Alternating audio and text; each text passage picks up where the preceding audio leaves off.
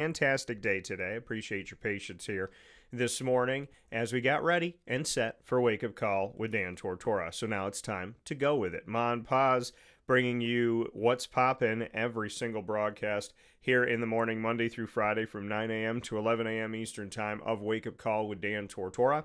You know, on Fridays, we bring you our trio of signature segments, the Annoying Moment of the Week, proudly presented by Carvel DeWitt, as well as Lead, Learn, Evolve, Ad-Lib, and Deliver, proudly presented by the fantastic team at Chick-fil-A Cicero, and of course the Top Dog of the Week announcement that comes to you around 10 a.m. Eastern Time, proudly presented by Canine Camp Dog Daycare and Canine Kampground Dog Boarding. And today we will feature for the first time ever Paul Seeley, who will be joining me. He's been coaching high school football for 50 plus years here in our community of Central and Upstate New York, and he is also overseeing and coaching the Big 44 game, which is an awesome game. It is Ernie Davis and Floyd Little remembering them and putting these all-star teams together. The Ernie Davis Floyd Little Memorial All-Star Game here in Central New York, which happens this Sunday right here in the community. So very excited to have Paul Seeley on the broadcast around 10:15 a.m. Eastern Time. Good morning to Mom. Good morning to you. And God bless you all. With that being said, let's jump right in to the Annoying Moment of the Week. Dan Tortora proudly brings you... Is that for real? Are you kidding me? The Annoying Moment of the Week. I really, honestly, I don't know how to respond to this. Presented by Carvel DeWitt, 4322 East Genesee Street. It's what happy tastes like. Do you have to be that crazy? I guess so. The Annoying Moment of the Week, the longest standing segment on Wake Up Call with Dan Tortora. Having it for over a decade that I've been here with the Annoying Moment of the Week and with Carvel DeWitt, our longest standing partner and the longest standing Carvel franchise in America. So a lot of longest standings there, all connected to one another. I want to thank Jay Cartini and his team over at Carvel DeWitt, and I appreciate you all for joining me for the Annoying Moment of the Week for many, many Fridays over countless, more shows than I can count at this point. So thank you so much for tuning in and being a part of it. The Annoying Moment of the Week this week. Well, I could go to a lot of places, not because my life is bad, but because there were some unique moments this week. And what I will say to you is, in a week where things have been interesting, in a week where things have been confusing, in a week where things have been surprising, I can tell you that I'm grateful, I'm happy, I'm peaceful. I look forward to every single day. I look forward to all the moments that I have. I look forward to the people that I have with me in those moments. So yeah, I could tell you that this week was challenging, and I could tell you that this week was hard. I could tell you that this week was confusing, and I could tell you that this week was not what I wanted it to be. But I can also tell you that this week has shown me a continued amount of support, continued amount of love, continued amount of peace, and a continued amount of just God's grace and goodness and unexpected blessings. So my annoying moment of the week is not going to be on the fact that some things happened this week that were totally out of my control, or the fact that some people who don't treat people well continue to treat people poorly. Because that, folks, what's happened this week, those things, totally out of my control. What I can tell you this week as my annoying moment of the week is something that I've thought about for a long time.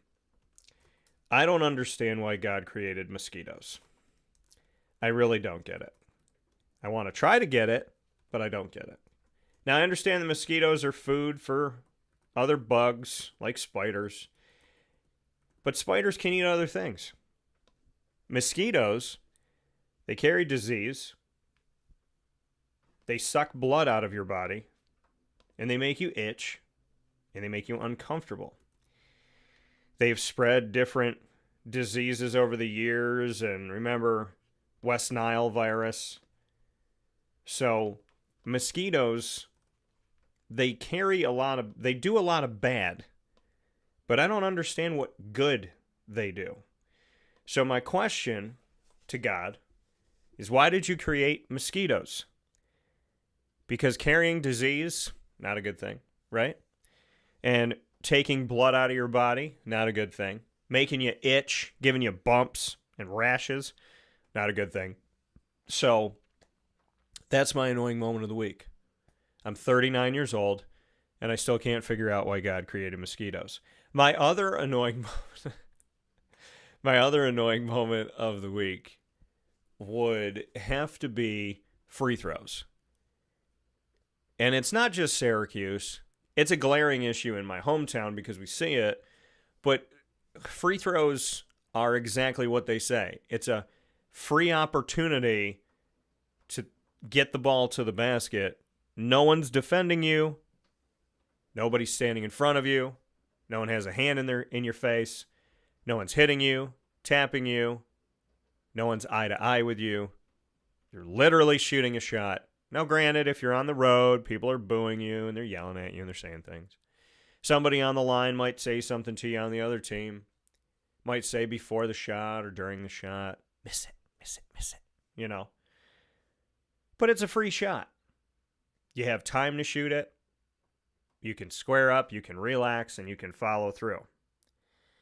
And a lot of teams that play Division I men's basketball seem to know how to shoot free throws. But the Syracuse Orange, I don't know if they don't practice them enough. Because here's my thought. If you can't shoot a mid-range shot, why are you playing Division I basketball? That's how I look at it. And it's not a knock to the guys on Syracuse's team. It's a question. If you're not making a mid-range shot that nobody's guarding, are you not practicing enough? Are you not confident enough? Can you just not shoot the ball from there?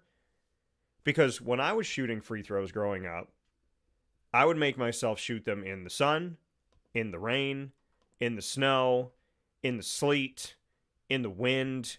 It didn't matter because I wanted to make them. And if I wasn't a 90% free throw shooter, an 80% free throw shooter at worst, which 80% wasn't good enough for me, I would get pissed. I'd get upset. I'd want to shoot more. I don't want to end a practice 3 of 10 or 7 of 10. I wanted to end the practice 10 of 10. And if I was 9 of 10, well, okay. But 10 of 10. And I don't understand why Syracuse is not making these free throws. Now, if I was Adrian Autry, what I would do, because Syracuse missed free throws yesterday and they could have won the game. Copy and paste to, if Syracuse had made free throws, Lemoyne wouldn't have been within a possession or two at the end of the game. Colgate wouldn't have been in a possession at the end of the game. And there wouldn't have been double overtime against Youngstown State. Free throws have almost made Syracuse 0-4.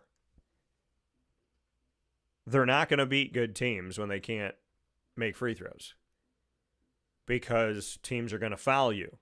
And when your whole team is shooting like Shaquille O'Neal did, and I think he was like, 47%, 50% from the free throw line, I would foul you. I'd foul you every chance I get. Close game, foul. Why not? You're not going to make them.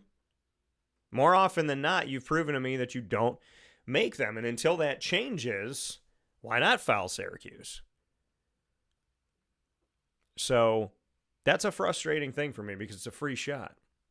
They call it the charity stripe because it's a free opportunity to get points, right? The other team fouls you. It's like doing you a favor. Charity, right? But they're not making it, so it's not meaning much. And Syracuse literally could have won last night and would have gotten themselves in better position against every other team if they had made free throws. Have literally been a problem in every single game. So if I'm Adrian Autry, I'm doing one of two things. Every time someone misses a free throw, not 3 in a row, not somebody misses 2 in a row, no. Every time you miss a free throw in practice, my coach used to do this thing. He would bring us down. We'd all be standing on the line, and he would pick somebody out, and he would say, shoot free throws. He would never let me shoot free throws, by the way. And I was somebody who took it really, really, really, really, really serious. And I'm like, why doesn't he ever let me shoot? Probably because he thinks maybe I'll make them. But he would bring us out there, and he would pick somebody, and he would have them shoot free throws. And they would have to shoot 2, right? And if they missed a free throw, if they missed them both, if they missed 1, then we're running. If they missed 2, then we're running twice as much. What I would do if I was Adrian Autry, these are D1 athletes, right? They're supposed to be fit. I would call somebody out to the free throw line, and I would have everybody shoot 2. If you make 2, fine, get back on the line. Somebody else comes up. The first free throw that's missed, not 2, the first one that's missed, run a suicide, which is baseline to its baseline free throw line, back to the baseline, to half court, back to the baseline, to the other free throw line, back to the baseline, to the other baseline, and back. So you miss a free throw, suicide. If they miss 10 free throws in practice, 10 suicides. If they miss 30, 30 suicides. Okay? Which is insane, but maybe it would make them get in practice. Maybe it would make them shoot more. Maybe it would make them care more about it. Maybe it would make them take it more seriously. I don't know what's happening. I'm just trying to give Adrian some advice. Nobody likes to run like that, especially after running through practice. So make them do suicides. Or every time you miss a free throw, somebody on staff has a cold bucket of ice water and throws it at your face. One of 2 things, right? Because you're going to have to clean up either way. If you're running 30 suicides, somebody's probably going to vom. And if you want to throw water at them, well, water, you'll get it on the ground. But the reality of it all is this team needs a wake-up call. And yes, pun fully intended for the show here, they need a wake-up call. They suck at free throws. And it's amazing how Youngstown State makes free throws, Lemoyne makes free throws, Colgate can make free throws, Texas can make free throws. Isn't it crazy how, everybody else can make free throws? But Syracuse doesn't make them. And you're not going to survive the season being 50%, 47%, 57%. It's not even good enough to be 70% if you're playing in a good game. You got to be 80, 83, 87. You got to be a high free throw shooting team, at least 80%. Think of it like a third down, right? How good do you want to be in football on third down? Think about the Yankees with Alex Rodriguez, 2 outs in the bottom of the 9th. He comes up to bat. You're like, okay, he's going to strike out. Is that what you want for your team? To be like, okay, you know what? If it comes down to free throws, we're not going to make them. It's not going to happen. We're going to lose the game. So it's frustrating. It's annoying. That's why it's the annoying moment of the week, because there's no reason why your team, a Division I basketball team, should be missing free shots. There is no good reason. And it doesn't matter who they foul. Remember how it used to be guards had the highest percentage, then it was forwards, then it was centers? It doesn't matter who you foul in Syracuse. They don't make free throws. And I'm not trying to be mean. To me, this is tough love. Make your free throws. Because when you don't make your free throws, you become a joke. And that's what they are right now. Yes, you've won 3 games. Big freaking whoop. You don't make your free throws. And when you don't make your free throws, what the hell do you expect in a tight game? Which you've played in, all 4 games that you've been in, they've all been tight. You know their free throw percentage? 61.1% this season. JJ's 64.3%. Eddie Lampkin Jr.'s 42.9%. Chris Bell's 75%. He's the best on the team. Elijah Moore is 100%, but how many did you shoot? You know what I mean? But Chris Bell, 75%. Donnie Freeman, a newcomer, 71.4%. Jair Davis, who shot a bunch in one of the games here recently, 56.5%. Peter Mistorovich has 66.7%. Jaquan Carlos, 50%. Lucas Taylor's 80%. So he's, it's not too shabby here. But we take a look at how many free throws did they take. So JJ is 9 of 14. Eddie Lampkin, 6 of 14. Chris Bell's 12 of 16. Donnie Freeman's 5 of 7. Jair Davis is 13 of 23. He's almost missed as many as he's made. Peter Misterovich, like I said, how many did he make? He's 2 of 3. Jaquan Carlos, 5 of 10. Elijah Moore, who's 100%, but he's only taken 2, and he's made 2. And then Lucas Taylor's 4 of 5. Naheem McLeod's 0 of 1. Kyle Cuff hasn't attempted a free throw yet. 61% from the charity stripe. Figure it out. Because it almost cost them. They are very, very, very close to being an 0-4 team, and it directly has to do with other things, yes, too, but free throws. Make your free shots. It's insane. They're free throws. And you played 3 out of 4 games at home. So the fans aren't booing you. You can't say it's the atmosphere that's making you miss free throws. You're just missing them. So figure it out. And if I'm Adrian Autry and I'm thinking about a million things, the first thing on my list is free throws. Maybe the first thing is, are you going to class and are you doing your work because you got to stay eligible? Second thing, free throws. I've used the hashtag free throws matter for many years. And it is absolutely, positively inexcusable that a Division I men's basketball team does not make their free throws. And if you want to know what it's like to see somebody make free throws, literally watch anyone that they've played. Because I don't think Syracuse should watch themselves. I think they should watch other teams. Look at their form.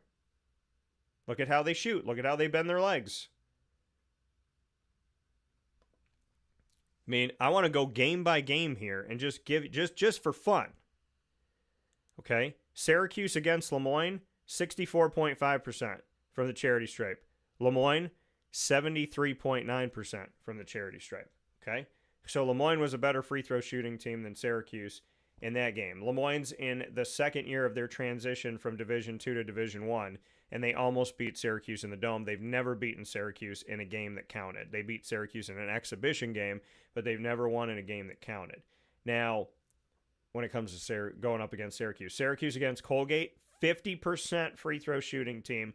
Colgate was awful too, 54.5%. And then they fell at the end of the game, and Syracuse ends up winning. Syracuse won because Colgate couldn't get a shot off. If Colgate had gotten a shot off, maybe it goes in, maybe it doesn't. But Colgate fell. Double overtime against the Youngstown State Penguins. Syracuse's free throw shooting, 65.8%.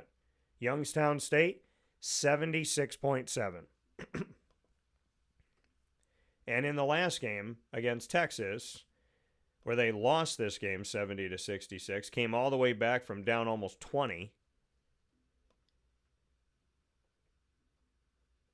Texas, 85.7% free throw shooting team. Syracuse, 50%.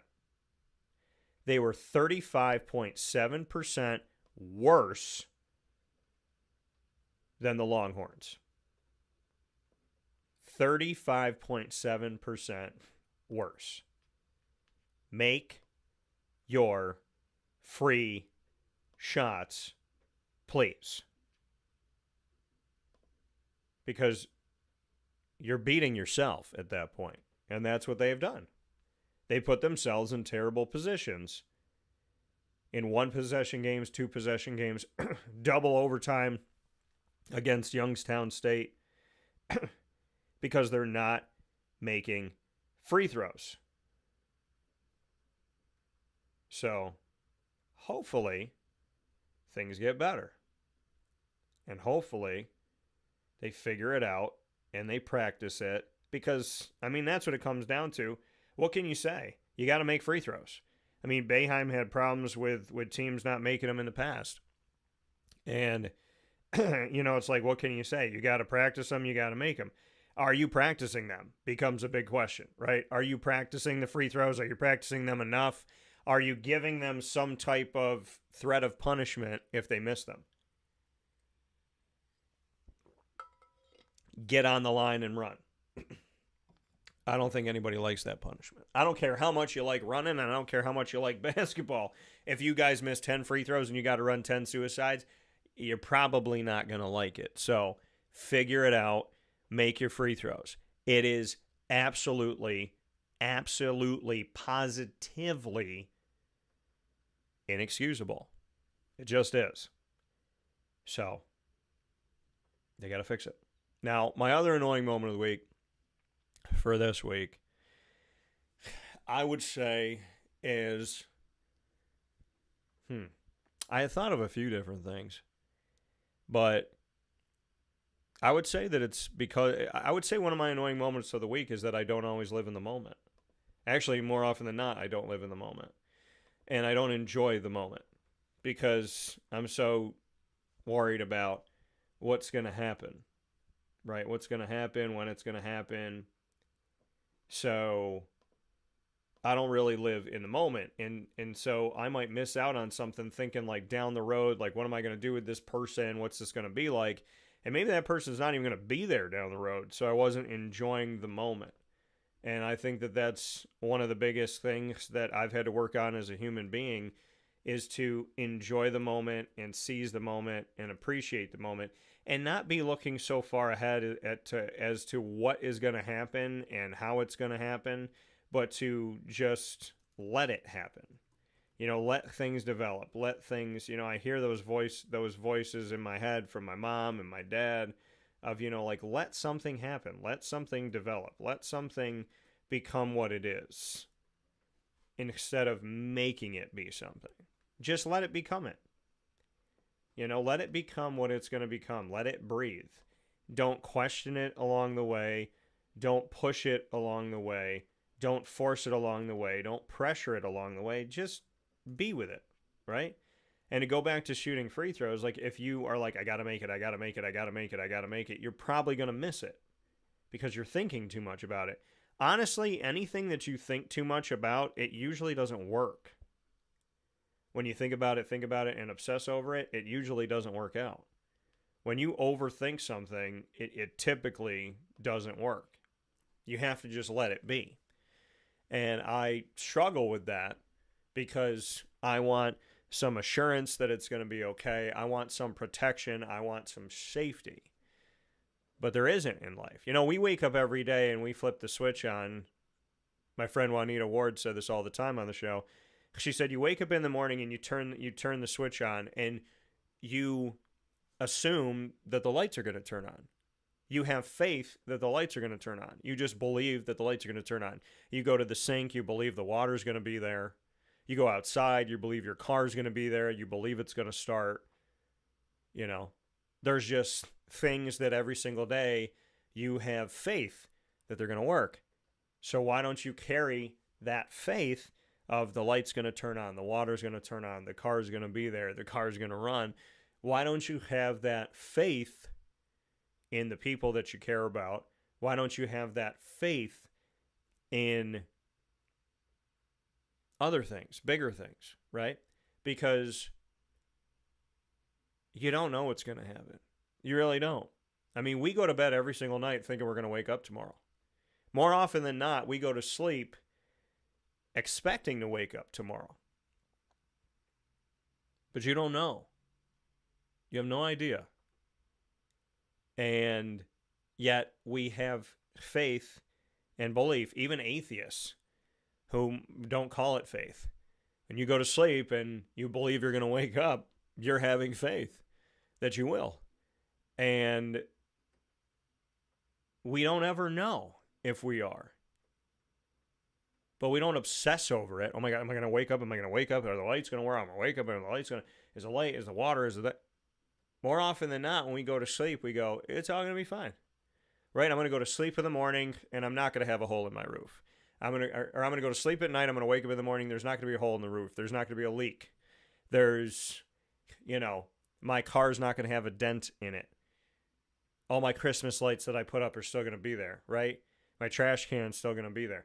We have this faith that however we've left the house, we're going to wake up and it's pretty much going to be totally the same. Outside of a couple sheets being moved and a pillow being moved, maybe, it's going to be the same. We believe in that. We have faith in that. We don't obsess over that. So why not have faith in other things? Why not believe in other things and not obsess over them? You never know what's going to happen. But trying to push something along, force something along, instead of just simply enjoying the moment is what makes it special. The moment is what makes it real. The moment is all we got. So spending that moment wondering about, well, what's this moment going to lead to? Now that moment's gone. And before we know it, that thing that we had, that thing that we were doing, who we were doing that with, it's over. Did we enjoy it? You can't worry about the next moment. You can prepare, but you have to live in this moment. Because this moment is the only one you got. And if you pressure and push this moment to be something, they say pressure makes diamonds, but pressure also pushes certain things away. So you have to know when to hold them, and you have to know when to fold them. Not saying to give up, not saying the Q word, but saying you have to know when to hold. Okay? I believe in this. I can do this. I believe that this is going to work out. And when to say, I believe in myself, but this isn't the right fit. That's what I mean when I say fold them. I don't mean give up. I mean know the difference between hold steady, I believe in this, and let it go. It ain't mine. We'll take a step aside for a fast break. We'll be back here with Lead, Learn, Evolve, Ad-Lib, and Deliver right after this. This has been the Annoying Moment of the Week, proudly presented by Carvel DeWitt. Don't let the cold weather and the rain fool you. Carvel's got those awesome flavors every single day waiting for you on 4322 East Genesee Street in DeWitt, New York. And, of course, they have the exclusive DT Dolphin in connection with the Lemoyne Dolphins. I have a sundae for you that you won't find anywhere else right at Carvel DeWitt. Go and get it today. Hi, this is Amy from Mother's Cupboard, home of the Whole Frittata. We are open daily 6 a.m. to 1:30 p.m. For takeout orders, call 315-432-0942 and tune in to Wake Up Call with Dan Tortora for our monthly food challenge and try our Wake Up Call signature menu item available 7 days a week. Here at Mother's Cupboard, we are Central New York, and it's our honor to serve you. Ma and Pa's Kettle Corn and Popcorn Factory remind us that every day is worth celebrating at 201 7th North Street in Liverpool, New York. Open Monday through Saturday in-store and always online at maandpaspopcorn.com. Serving our Central New York community and beyond, order anywhere, anytime at maandpaspopcorn.com. Stop in to get a tin at Ma and Pa's on 201 7th North Street in Liverpool, New York to get your half-price refills for the rest of your life. Come to Ma and Pa's for your holiday gift giving for family, friends, employees, and clients. And remember, for fundraising and events, to call 315-450-6272. That's 315-450-6272. Ma and Pa's Kettle Corn and Popcorn Factory. How corny are you? This is Jimmer Sikowski, owner-operator of Chick-fil-A Cicero, 7916 Brewerton Road in Cicero, right in front of the Home Depot.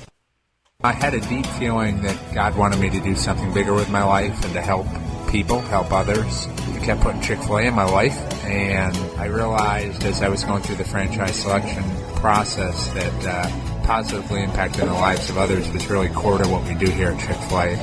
First of all, it starts with the food. The food is brought in fresh daily. We bring in local produce. We prepare to order in the kitchen. We hand bread our chicken. We hand spin our milkshakes. it's great food. It doesn't taste like fast food.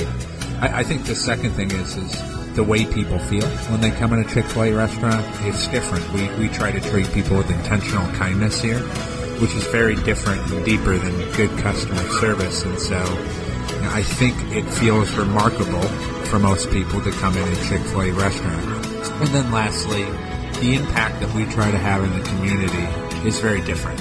It's a big part of the expectation of every operator of a Chick-fil-A restaurant is that they're actively engaged in their community, they're a leader in the community, and they're making a difference. When they realize that what we're striving to do is to shine a little light in their life, that's a very, very different experience than you will have in any other quick service restaurant. And it's that remarkable experience that I think people will emotionally connect with. Welcome back here to Wake Up Call with Dan Tortora, where sports truly meets that thing called life. We are jumping into our second portion of our Friday broadcast, which is LEAD, the acronym that stands for Learn, Evolve, Ad-lib, and Deliver. Today's topic, what is a leader? Proudly presented by Chick-fil-A Cicero on 7916 Brewerton Road in Cicero, New York. What is a leader? How would you define leadership? See, when you think about it, and we look at leadership and truly what it is, leadership is not just, oh, I get all the accolades. Everything's great. You know what I mean? It's not just the accolades. It's not just the things. Well, I got something cool for me. Somebody likes me. Somebody thinks I'm great. Somebody comes up to me and tells me how amazing I am. Right? Leadership is about putting in that work. It's about doing the difficult things. It's about sometimes having a thankless job. That is leadership. Leadership is about not making the choice that everybody loves. It's about making the choice that you think is going to help everybody.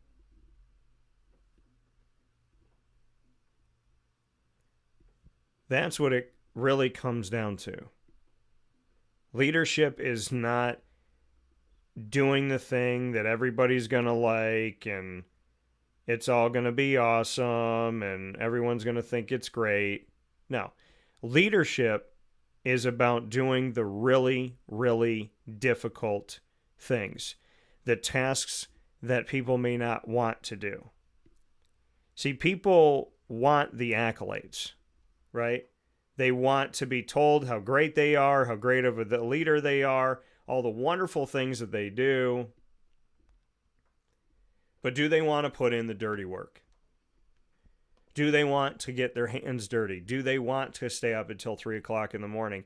Do they want to listen to all those questions and all those comments? Do they want to go over something they feel they've gone over 150 times? A leader is someone who is staying up at 2, 3 o'clock in the morning going over something. It's somebody who's thinking about the people that they care about. Thinking about the people that they work with and that work for them.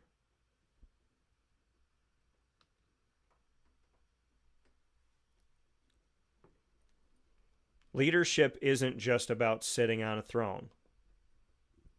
It's about how did you get there?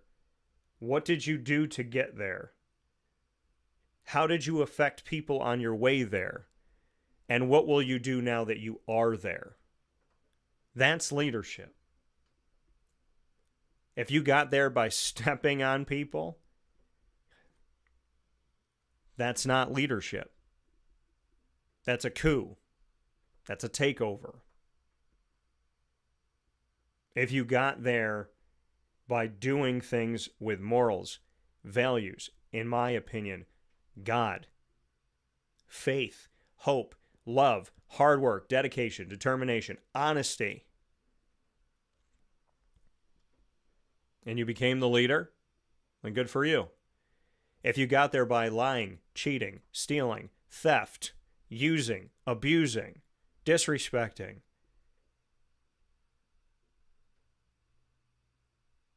that is not true leadership. Becoming a leader at all costs is not becoming a leader. It's becoming a dictator. At all costs. You got to be careful when things, I will do anything at all costs. At all costs. That means there is no limit. We're racking up bodies over here at all costs. Figuratively, literally, at all costs. I will take this at all costs. That's not leadership. Leadership is not an open-ended thing where you could turn around and say, I will do this no matter what it costs me. I will do this no matter what I lose. Because that's putting everything in a pot. Are you willing to lose your family? Are you willing to lose your health? Are you willing to lose your morality? Are you willing to lose your faith? Are you willing to lose your connection to God? Are you willing to lose your opportunity to be in heaven someday? Are you willing to lose your mom, your dad, your dog, your cat, your bird, your self-respect? Are you willing to lose those things? That's not leadership if you're willing to lose that. That's a dictatorship. That's a coup. That's control. That is thirst for power. And power is a dangerous thing. People think that power and leadership are the same. They're not. Power and leadership are not the same. Some people use their leadership role to exert power, but not everyone sees being a leader as having power. And if you want to have power over someone else, that typically means that you're lacking inside the power that you need, right? There's something lacking in you if you're seeking outside power. Leadership, to me, it is showing up, being there, being willing to do the things you ask the people you're leading to do. If you work in a restaurant and you're the owner and you're backed up and things are crazy and, you know, this oven went down and this person called out and this and that, if you're not willing to get on the line and cook or help bring food out or go into the kitchen and get things set together or go and help the host or hostess at the front, if you're not willing to go to the places that need you in a crisis situation and you're just going to stand there and say, I'm the owner, I'm not supposed to do anything, I got to let them do it. If you're not willing to get on the line with your people, you're not a good leader. You have to be willing to get on the line. You can't sit in your restaurant and hear all these problems and go, well, here we go again. Leadership is important. It is important to show the people that you are working with that you have their backs. It is important to show them that you haven't forgotten the journey that got you to where you are. Yes, you might own this. You might oversee this. You might manage this. You might be the CEO or the COO or the CFO or the president or whatever. But you got here. How did you get here? A true leader stays humble. A true leader listens. A true leader understands they're not always right. A true leader allows other people to help them grow. A true leader has mentors as well. A true leader, in my opinion, prays, and they're thirsting for knowledge and wisdom. A true leader has morals and values. A true leader understands that the health of anybody, themselves included, is above making that monies. Not every leader leads the same way, but in my opinion, not everyone in a leadership role is a leader. Just because you have a business doesn't make you a good person in business with good business sense. Just because you have a leadership role doesn't mean you're a good leader. Just because you oversee something doesn't mean you can see past your own thoughts, wants, ideals, beliefs. Can you see beyond? You may not agree with people, but can you see? Do you seek to understand? Do you seek to know? Do you seek to expand yourself? Because if you stop learning, you stop growing. If you stop growing, you stop living. If you start living, you're just getting busy dying. Leadership to me is listening, growing, learning, gaining knowledge and wisdom, challenging yourself, knowing that you're not always right, having faith in your people, not micromanaging them, guiding them. A good leader will guide you, will teach you, and then we'll step back and see if you learned anything. Well, Dan, you just said to jump on a line. In the crisis situation, yes. Because that's not telling them that they don't know what they're doing. It's saying, I'm not going to watch this ship sink. I'm going to help you stay afloat. Right? In a crisis situation, I'm going to help you. And in the same breath, I'm going to take a step back after I teach you, and I'm going to see if you learned. What did they say all the time when they say God is silent? People go, why is God silent? I'm praying for him. I need something. Like, this is something really, really important to me, and I keep praying to God, and he's not giving me the answer, and I keep praying to God, and he's not giving me the answer. And they said, teachers are quiet during tests. Teachers are quiet. They hand you the test, they go to their desk, and they do something else, and they let you do your thing. God is really quiet right now when I really, honestly want an answer on something. But I'm not going to force God to give me an answer, and I'm not going to push God to give me an answer. I'm going to wait because I know his answer will be clear. It always has been. It's never been that God hasn't given me clarity and hasn't answered my question. It's that I didn't like the answer and I tried to do the opposite. Well, this time around, not only do I want to be peaceful and calm and live my life and not just sit here and wait for the answer, but to continue to grow and live and learn and have knowledge and wisdom and have faith and hope and belief and love. But that when he gives me that answer, without being pressured and pushed into it, then when I have it, that I'll trust it. That this time I'll go, okay, God, thank you for giving me an answer. I'm going to go with it. Instead of thank you for giving me an answer, I'm going to change it. God has always told me when something's wrong. So it would be insane to think that God would not do the same when something's right. If God has always been clear on if I'm at this fork in the road, which way should I go? And God's been like, go this way, go this way, go this way. And I'm like, I'm going to go that way. Well, if this is the wrong road, for argument's sake, then when God tells me it's the right road, I'm going to listen. And if he tells me it's the wrong road again, I'm going to listen. Because if you take all this time to ask God to give you an answer, and then you don't listen to the answer, what was the point of waiting for one? If you were just going to do what you want to do anyways. I'm not saying don't live your life. I'm saying if you ask God to guide you and to guard you, then allow him to do that. Don't say, guide me and guard me. By the way, if I don't agree with you, then I'm going to do whatever I want to do. It's guide me and guard me. Guide me toward you. Guide me toward what you want for me, what is good for me, what is meant for me.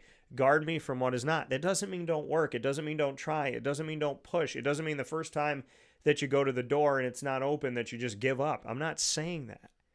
I'm saying in life, you have to trust the guiding and the guarding of God. If he guides you towards something, have faith. Trust that. If it's in your heart of hearts, right? And if it's not, and that feeling in the pit of your stomach, as much as you want this, you just don't feel right about it, you don't feel right about it, you don't feel right about it, then understand that that could very well be God guarding you. And it will become clear. It may not be clear at first, but it will have clarity. And when it has clarity of either you're being guided toward it or guarded from it, trust that. Because you're only going to waste time and look back on it. I remember one time where I literally heard God talk in my ear. And he said to me to not do something, right? He specifically was like, get out of this situation. Like, let this person leave, get out of the situation. And I said no. And I can go right back to that day, right back to that moment, right back to that instance, and I should have listened. We always say we want God to be clear, but when he's clear, do we even listen? So a good leader is going to give all that they have and do the best that they can. And they're going to listen, not just talk. I've talked to God enough about the things that I care about right now that are on my mind. Now it's time to listen. Good leaders listen. They listen because silence talks. Silence is one of the loudest things. If you learn to not be afraid of it and to understand it, silence talks. Silence will either make someone miss you or make somebody not even care, not even think. Silence, and this is with anything, silence in a friendship, silence with family, silence with a relationship, silence with work, silence, that time where you just hear that ambient sound that I'm hearing when I'm quiet here, I hear that little in my microphone or in my headphones. Silence is deafening. Because silence tells you, because eventually silence is broken, right? Somebody breaks the silence. At a radio show named that in college. Shout out, Break the Silence. But silence is eventually broken, right? So you have to think about that. Who's being silent? And when that silence is broken, what are they doing? The truth will always come out. But we, me included, have to learn that being silent and sitting with it and figuring it out is not a bad thing. It's something that a lot of people don't do, especially in today's world where we're surrounded by noise all the time and there's constantly things flying at us. Being silent helps you to know, is it worth it? Do I miss it? Do I care about it? Do I want it? Am I going after it? Or am I just like, whatever. We're all afraid of silence, but silence will eventually help you to know the truth. Trust the silence. Trust God. Trust yourself. And when you're going to be a good leader, remember, it ain't just about sitting on a Game of Thrones chair. It's about remembering how you got there, thinking about where you're going, and being willing to learn along the way. With that being said, learn, evolve, ad-lib, and deliver. All big points of being a good leader. Proudly presented by Chick-fil-A Cicero. We're going to go right into the top dog of the week. Top dog of the week, proudly presented by K9 Camp Dog Daycare and K9 Kampground Dog Boarding. Who are my top dogs of the week, you may ask? Top dogs of the week? Well, I'm going to not say one singular person. I'm going to go for a collective. And the collective is, if you're somebody out there right now who's been through a really tough time in your life, and you've been trying to navigate it, and you've been trying to figure out, who do I let into my life? Who do I keep out of my life? Who do I want to be here? Who do I not want to be here? If you are in a place right now where you're trying to be healthy and you got some people trying to take you down and trying to stop you from being healthy, right? You learned how to take care of yourself. You learned how to be good to yourself. You learned how to grow. And this person's like, oh man, if they keep growing, they're going to take, I'm not going to be able to take advantage of them anymore. I'm not going to be able to use them anymore. I'm not going to be able to do the things I want to do anymore. Keep growing. Keep evolving. Keep learning. My advice to you would be, learn from everything you go through and forgive everyone that's hurt you. But forgiveness does not mean acceptance. It doesn't mean you're cool with it. See, we forget about that. Forgiveness is not for the other person. It's for you. Because if you don't forgive, then you hold on. And that causes you to to be angry, to be resentful, to be hateful, to be mad. It causes you to hold on to this bad energy. Let it go. They brought the energy to you. Send it back. Not that you want them to be in the negative energy. Not even send it back. Just let go of it. Because you don't want them to have it, right? If you're a good person, you want somebody to have bad energy, but you don't need to have bad energy either. So let it go, right? Just because somebody throws bad energy your way doesn't mean you have to go, oh, thank you so much, I'm going to keep it in my house, right? People can take dog poo, they could put it in a bag, they can seal that bag, they could put it in a nice little box, and that box could look like a really nice gift. And when you open up that box that's left on your front doorstep and you see that there's poo in it, you don't go, well, this is a really nice box and somebody gave it to me, so it's a gift, so I have to keep it. No, you do not have to keep every gift, quote unquote, that you're given, because some things are not gifts. You give them back. Or, well, not even give them back, you just let go of them. Okay? I don't want the poo. Thank you for the nice box. It's all it is lipstick on a pig. I don't want the poo. Thank you. We are all going through something.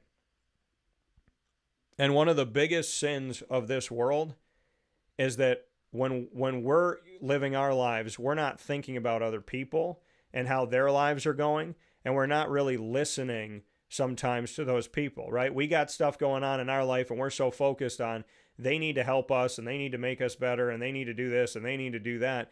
We're not thinking about the fact that maybe they got something going on. Maybe they're going through something. Maybe they have a difficult life. Maybe things in their life are not great. Did we even hear that they're going in for surgery? No, because we're talking to them about that girl that we like, and we're wondering when she's going to call. We're talking to them about that job that we just applied for, and we're wondering if we're going to get it. But did we just hear what they said to us? That's important. It's important for us to understand that life ain't all about you. If life was all about you, God would have created you and nobody else. But God created us all. And we all have a place in this world. We can be taken out really quick. We can be brought in really quick. My top dogs are the people that are out there saying forgiveness doesn't mean admission. Just because I forgive you doesn't mean you get to come into this house. It means I forgive you so that I can let go, so that I can have peace, so that I don't carry this to my next relationship, my next job, my next venture, so that I don't keep this negativity around me. I don't have to let you back in my house. I don't have to invite you for dinner. I don't have to date you. I don't have to work with you. I don't have to sit next to you. I've made a decision in my life to forgive you. But that doesn't mean that I have to bring your energy in and bring you in if I don't want to. And that's not a hateful thing. You know, for somebody who believes in God, I've had many people, when they hurt me or they do something bad, and I think about, I want to let go of this, I want to end this relationship, I want to be away from this person, they would say to me, well, Dan, what would Jesus do? Don't you believe in Jesus? Don't you wear that bracelet that says WWJD? Isn't it all about Jesus? What would he do? He sat with tax collectors. He sat with prostitutes. He sat with sinners. So why are you going to not sit with me even though I hurt you? Don't you believe in Jesus? And they use Jesus as a weapon. Jesus is not a weapon. Let me be real with you folks. Just because you forgive doesn't mean you have to accept the behavior. It doesn't mean that you have to welcome that person back in. And it doesn't mean you have to sit with it. There's a reality in life of understanding and accepting that people are different than you. But it doesn't mean you have to eat with them. It doesn't mean you have to sleep next to them. It doesn't mean you have to work with them. It means people are different. And that's not telling you to be closed-minded.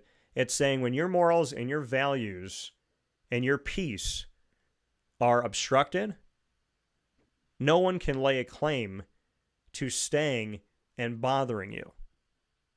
The only thing, and this is what people forget in life, you're responsible for who you spend your time with. You're responsible for what you choose to do with your life. You're responsible for what you say. You're responsible for what you do. You are responsible. Well, I have to hang out with them. They're in my family. Well, I have to talk to them. I work with them. Well, I have to accept this because I've accepted it every other time.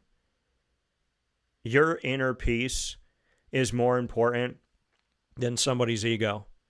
It's more important than your habit of letting someone back in. The reality of it all is my top dogs of the week, this week and every week, are those of you who say enough is enough. Those of you who peacefully, positively, and in a very healthy way say, just because I forgive, just because I can accept that it happened, just because I understand that this is where it's at, doesn't mean I have to live within it. If you live in a home and there's a tornado coming at you, whether or not you accept that it's a tornado, believe that it's a tornado, understand that it's a tornado, it's still a tornado. And you have no control over that tornado. But you have control over how you prepare, what you do, protecting your family to the best of your ability, and doing everything you can to be ready.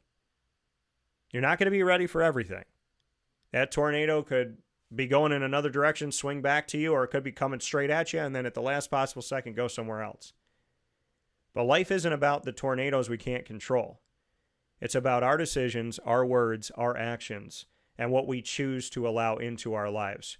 Stop acting like you are a giant open window that has to accept every bug, every rain, every raindrop, every snow, every piece of snow, every snowflake. You have the right to shut your window if you want to. And not to shut off from the world. But you don't have to open up your window to every locust, every bee, every wasp, every fly, every beetle, every stink bug. You have the right to shut your window if you want to. So for those of you that are looking to be more peaceful, make good decisions, and are being guilted into keeping that window open, I ask you, is your health important to you? And what are you willing to do peacefully, productively, and positively to proactively make sure you keep it? To those people that are trying to do the right thing, try to give opportunity, and ultimately believe that some things are just toxic and not good for them, and they're looking to stay healthy and take care of themselves, I applaud you. And I tell you to keep going, no matter how much guilt or negativity comes your way or people calling you selfish. If you're looking to be healthy and you're trying to take not good people, places, and things, like things that are not healthy for you, out of your life, I commend you. You're my top dogs of the week. Keep going, stay strong, and God's got your back. Because being healthy doesn't mean being hateful, and taking care of yourself doesn't make you selfish. In today's world, it's so easy to get lost in feeling like we have to do certain things. We have to look a certain way because everybody's watching everybody. But in reality, life hasn't gotten that much different. Your peace is important. And anyone that hands you poison, if you drink it, the end result remains the same. So don't feel forced into drinking that poison, and understand that people's decisions and their words, their actions are not your doing.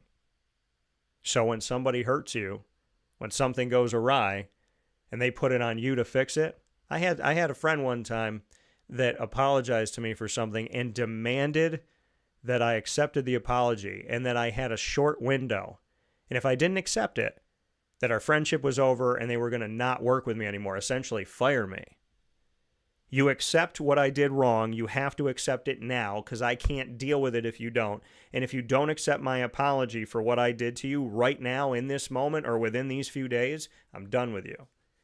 How does a person hurt a person and then demand that that person gives them an immediate response? Okay, I hurt you. Now give me what I want. How could you go up and slap somebody and then ask them for $5? So, if you're looking to take that energy out of your life and you're looking to help yourself, don't think you're a mean person and don't think you're a bad person. Don't do it with swearing. Don't do it with hate, negativity. No eye for an eye. Don't seek revenge. Don't avenge. Don't do any of that stuff. We all should be peaceful.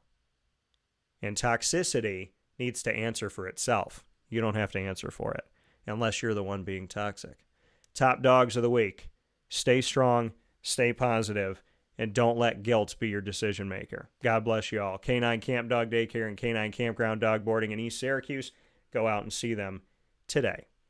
With that being said, Paul Seeley is going to be coming on with us. We are awaiting his video opening up here. So once that happens, we'll have the opportunity to speak with Paul here this morning. Very excited to have Paul here on the broadcast. We're going to bring him in picture here on Wake Up Call with Dan Tortora. Paul has been in the world of coaching football for over 50 years. 50 plus years he's been doing the thing. And I was around him this past weekend as I had the opportunity once again to go to the Dome to see the NYS PHS AA sectional championships. And I was there for the Section 3 Class AA championship between CNS and CBA that CBA won, which gave them the opportunity to move on to states. Paul has done so much work here in the community, and the big 44 Memorial game is another piece of that. So I'm very excited to talk with him about a lot of different things this morning. Mr. Seeley, how are we doing today? Very good. Can you hear me? Yeah, I can hear you. So Paul, I mean, if I may, go all the way back to the beginning. What made you fall in love with football, and what made you fall in love with the desire to be a leader and the desire to help other people in the sport? Well, I can remember my uncle gave me a football when I was 5 years old. My uncle played for a team called the Bisons that was run by Danny Bison, the creator of the 24-second clock. And I just fell in love with the game, as a kid, as a high school player, and on to college. My high school coach, Al Marola, inspired me. And then when I went to college, I was a walk-on at Syracuse for Ben Schwartzwalder, and it just felt natural. I knew I wanted to be a coach. And you talked about being a walk-on for Ben Schwartzwalder. What position were you playing? Well, I was a linebacker, but like I said, I was probably one of the smallest guys. Got run over a lot, but I maintained. I worked hard. And Ben Schwartzwalder, obviously his name is synonymous with greatness here in our community of Central and Upstate New York. What was it like to be around him? I mean, you talk about coaching and helping other people and everything that you've done in it for such a long time, but having him as a coach, what was that experience like for you to be around him? Well, as a walk-on, you're in the back. You got to listen. As a walk-on linebacker, you always had to go to whatever group needed you, which meant you were going to work hard. And I just paid attention to all the coaches. Coach Pirro was a line coach, great guy. He was the one that helped me get that tryout. And like I said, I worked hard every day. My work ethic was no different. And obviously, God grants you the ability to play and the size and the strength. But I was okay. It was a great experience. Yeah, and for you, I mean, being a walk-on a team, like you said, you're in the back, you got to listen, you got to pay attention. What did being a walk-on teach you about life? Well, the thing about a walk-on is that you love the game. I always said the definition of a walk-on was somebody whose heart was way bigger than their ability. You couldn't take a day off, you couldn't take a play off, and you had to bring your own lunch. So, those are the things you do. And it wasn't about a scholarship. It was about being part of that team and working hard and gaining the respect of other scholarship players. Like I said, I wasn't the best player and I wasn't the worst. So I was satisfied with my work and what I did, and I'm proud of it. So you go from your playing days, Paul, and you get into coaching. How quickly did that happen for you? The very next fall.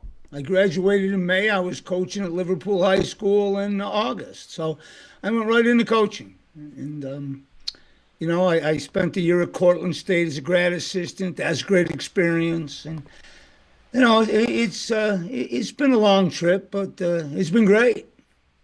And in this trip of over half a century now, I mean, do you reflect on that? I just celebrated 21 years in broadcasting, and I feel like in my brain and in my heart, I'm 21 years old and I'm just starting.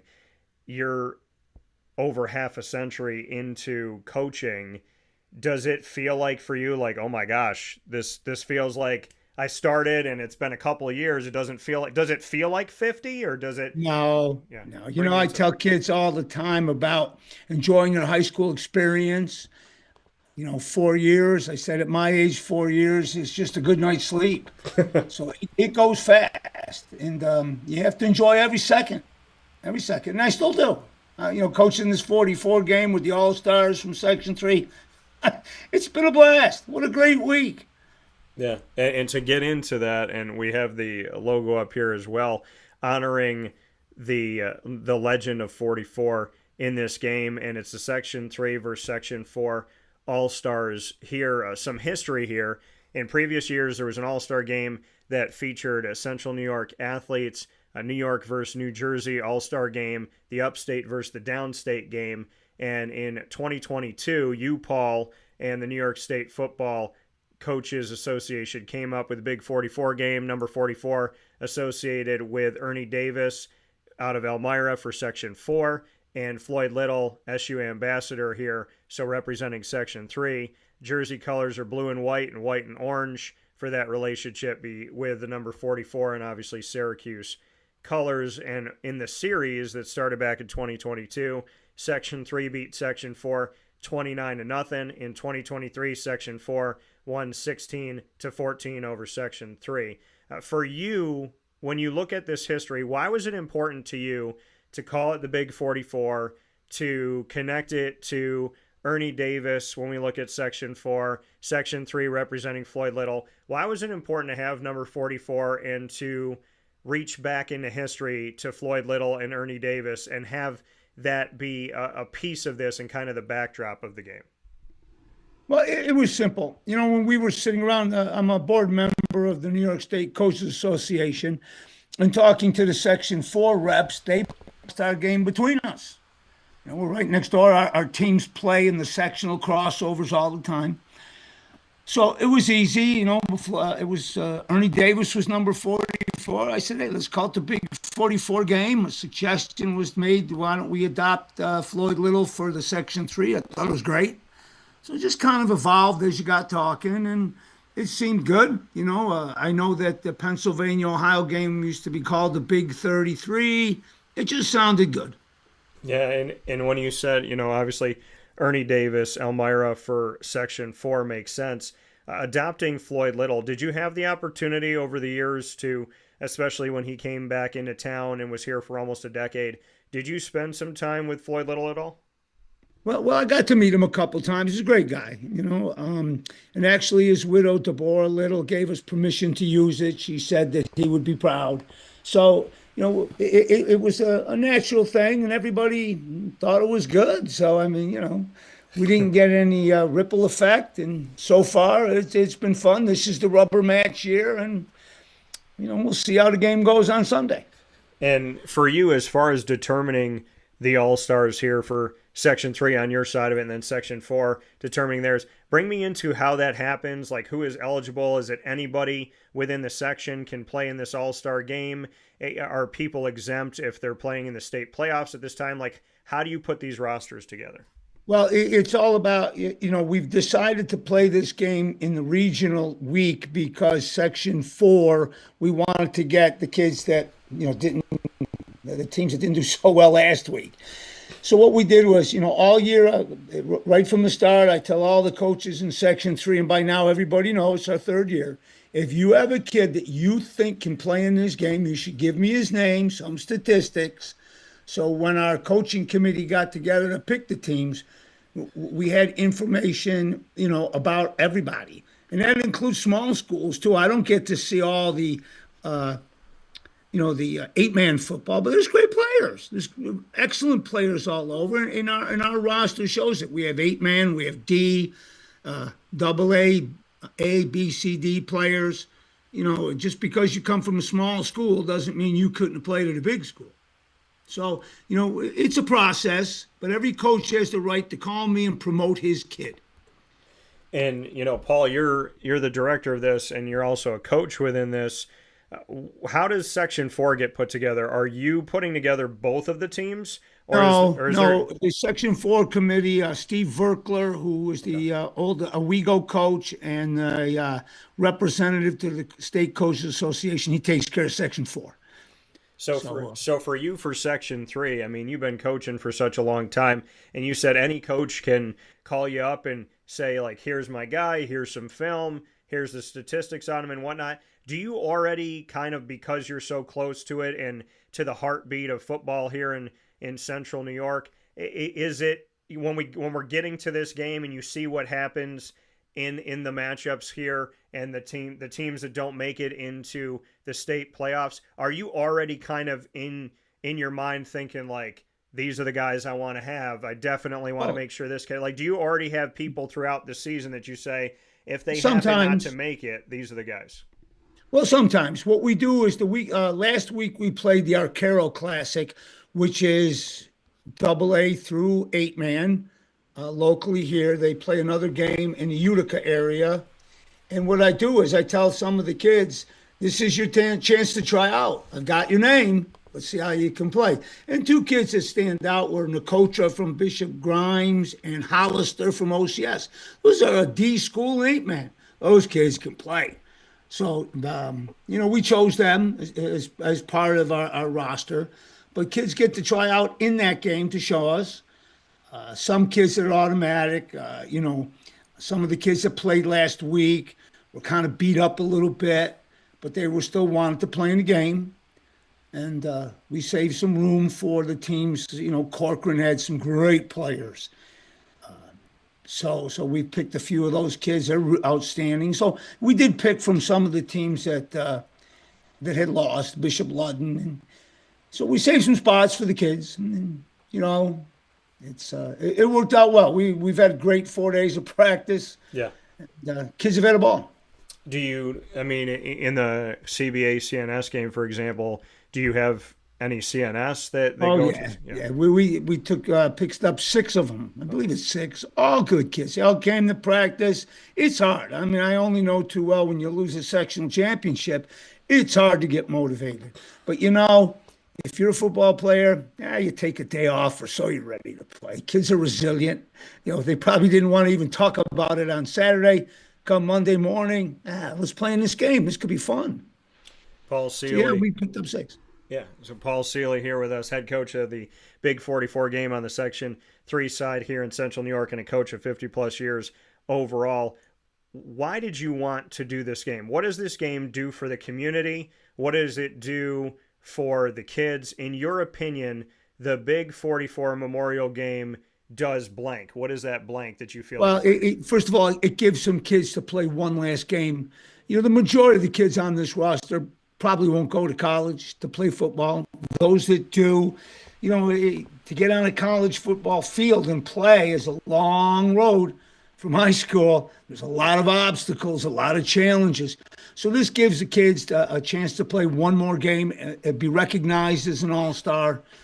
Play with kids that they don't know. We've talked to the team. Some of you guys will be best friends after this game. Some of you will be college teammates. But all of you won't forget how much fun you had. That's the most important thing. We're hoping that more people come out to the game. It's going to be Sunday at noon at Nottingham High School. The more people, the merrier. But to me, it's always been about the players. And when we look at putting this Section 3 team together, you're the head coach. Looking at the assistants, we have Adam Griffo from West Hill. We have Joe Fiacchi from West Hill. We have Joe Felicia from West Hill. Derek Williams from Fowler. Joe Corley, who I've gotten to know over many years of West Genesee. Mike Lacerdo of West Genny as well. Mike Accione, who I've gotten to know for a long time out of Solvay, obviously played at Syracuse as wide receiver. Ross Sullivan from Southern Hills. Brett Segala from Cortland. And Aaron Rivers from South Jefferson. Bring me into your staff and how you assemble this staff. Well, first of all, I try to pick guys that have already done the Arcaro game as volunteers. Doc Sullivan got COVID, so he wasn't able to join us this week. But you pick guys that want to be enthusiastic. You want to get to practice. You're going to have new kids that have never known you, and what you do at practice is how they're going to view you for 4 days. And everybody's been enthusiastic. Everybody's run their groups well. Everybody will play in the game. I've told the kids there's a rotation for the first 3 quarters, and then we got to win the game. But if we're doing well, everybody plays, and so the kids have bought into it. We've been transparent with what we do and how we do it. So, it's no honor to be chosen and not play. That's not going to happen on Sunday. It may happen during the year in big games, but it won't happen on Sunday. So your thing is not only to assemble this team, but to make sure that everyone you ask to be a part of this team does get the opportunity to go out there and show themselves and do something. Just to that point, Paul, because like you said, you want to win the game. You obviously want to have the victory here as you continue to grow the Big 44 Memorial Game here in Central New York. But at the same time, like you said, you want everyone that's a part of the team to have their place on this team, to have the opportunity to have a moment on the field. Why is that critical to you, that you don't just assemble the team? Because we see that all the time, right? They assemble an all-star team, and then, these 7 kids might sit. Why is it important to you that if you're on the roster and you're healthy and ready to go, that you want to make sure that everybody that you ask to be there is going to have a place on the field? Well, like I said, it's no honor to get chosen and not play. It's not fun. I want all the kids playing. We've talked to a few of them about, special teams. Hey, you may not have played in high school, but, on your team, but you play in it there. And everybody's bought in. Everybody will get on that field to show us. And hopefully by the 4th quarter, we're winning and I don't have to make that decision. We'll just keep the rotation. But we've had a lot of really good practices, kids working hard. No one gave us a hard time. And like I told the coaches, you're not allowed to yell at anybody. They're not your kids. This is fun. So, that's worked out. And, you try to get to know the kids. Kids want to just know you care about them. I don't know to make it any simpler to any coach. I didn't invent this expression, but I certainly live by it. No one cares how much you know till they know how much you care. And if you use that simple formula as you enter coaching, you're going to be fine. Yeah, and Paul, to go through that journey, and I appreciate that. No one cares how much you know until they know how much you care. For you, Paul, for someone that doesn't know, I want to go through the journey with you. I want to share that here today. You said you started, you finished up playing, you went to Liverpool, you spent some time at Cortland State. Bring me through your coaching history. I want to share with everyone the road that you've taken to get to this Big 44 game. Well, I spent some time at my old high school, Salve High School, where I played for my coach, Coach Merle, that taught me a lot about how to organize practice, and, how to treat kids, how to call plays, the whole realm of football. I always felt, my coach told me there's no job too small, that if you're going to be a head coach one day, you have had to do every job in football because you're going to have to assign that job to somebody. And no one's going to complain because some of them are mundane. Some of them are just, simple jobs that are important. Like I tell people, handing out jerseys, you think it's easy until you got to do it and collect them.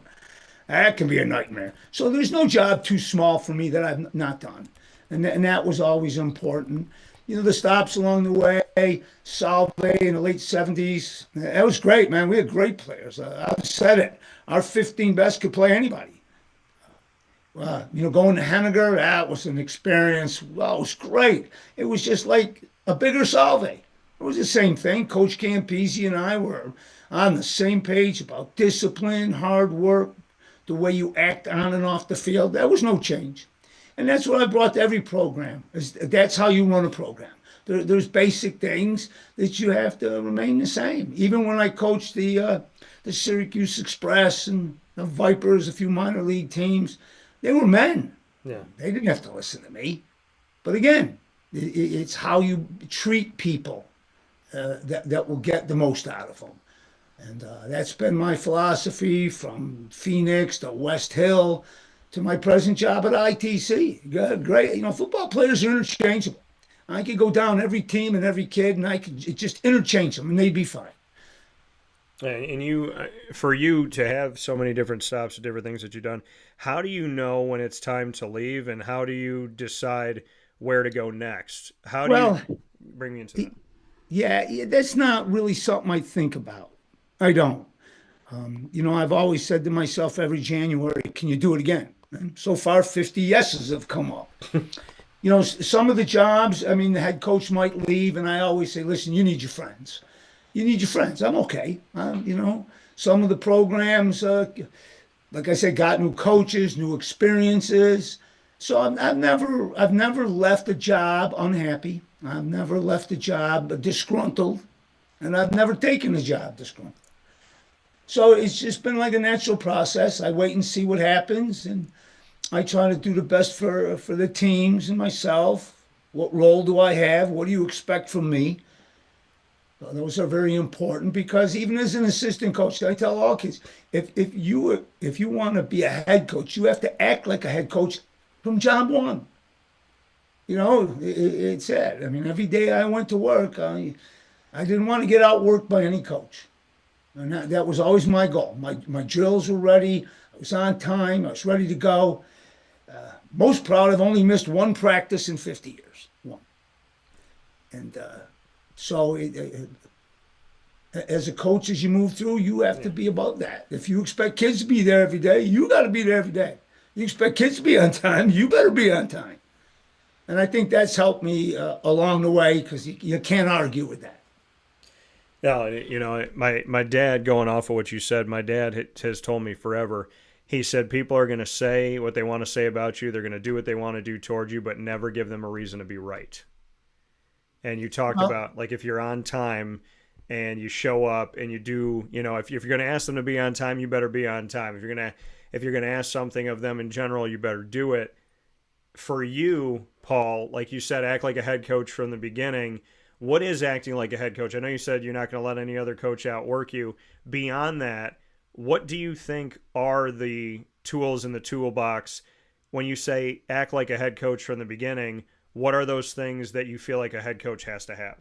Well, first of all, you got to be prepared. You can't go into practice not knowing what you're going to do. And they're different every day. And that you develop a coaching toolbox so that you have enough drills. You're ready to go. You can answer the questions. And if kids head coach, you're not making stuff up. You're responsible. You respond as an assistant coach. I was always responsible for the linebackers. I'm going to make sure that we are prepared. We are doing the right stuff. We know what to do. In games, I used to say, when you look across the sideline, you're going to win if the assistant coaches have their arms folded. That means they've checked out. So I'm always conscious of not folding my arms during the game. Yeah, and they say, like, in general, to never fold your arms in a conversation, because it shows that you're closed off. So, just things like that, body language, things that kind of show people without speaking. Here with Paul Seeley. Paul, before I let you go, I got a couple other areas I want to go into. NYSPHSAA, I mean, you're there in the Dome. You and I got to talk, like I said, this past weekend. What can you say with your connection to the NYSPHSAA and just, the leadership of what we see with football here in Central New York? And then I also selfishly want to know your thoughts on Bob Campese, because he is my cousin. So I want to know what you think about Bob. Well, first of all, my work on the committee for the state committee, we're always trying to find ways to improve New York State football. That's always the goal. Playing more games. There's no such thing as a meaningless game. When you talk to a former football player, and I'll bet you if you talk to the guys in the Pro Football Hall of Fame, if you could play one last game, go back in time, most of them would pick their high school game. No such thing as a meaningless football game. It's only meaningless to those that never played the game. And as far as Coach Campese, we've been great friends since we played together on the Express, won a national title together. But we're on the same page. There's no difference on how we treat football players, how we approach the game. And, that's been great. And when we were at Henniger, we had great teams. We had great teams from modified JV all the way up. and the program was working. We're all on the same page, and I took that kind of philosophy, which I'd already had over in Nottingham, and we went to 2 straight Section 3 Class A finals. So it's not about necessarily the coach itself. It's more important that you have a system and that you abide by that system, that you have loyal coaches that buy into that system. Yeah. Because without it, you're just wavering and floundering, and you have to be loyal, and you have to stick to your guns when it comes to what you expect from everybody. And you talk about a system. Now, square peg, round hole. Some coaches say, this is my system, and they look at the student athletes that they have, and the student athletes don't fit the system. So some coaches build around the student athletes. Some coaches are like, this is my system, and I'm going to try and force this, even if it doesn't fit my quarterback, if it doesn't fit, the secondary that I have. Bring me into how you look at coaching from the place of, is the system above all, or do you go in and look at the student athletes and say, okay, I want to have 4 up front on defense, but I actually feel like a 3-3-5 is going to be better with this team, so I'm going to adjust. Like, what can you say to the system versus the personnel? Well, first of all, you have to be flexible. Rigidity doesn't help.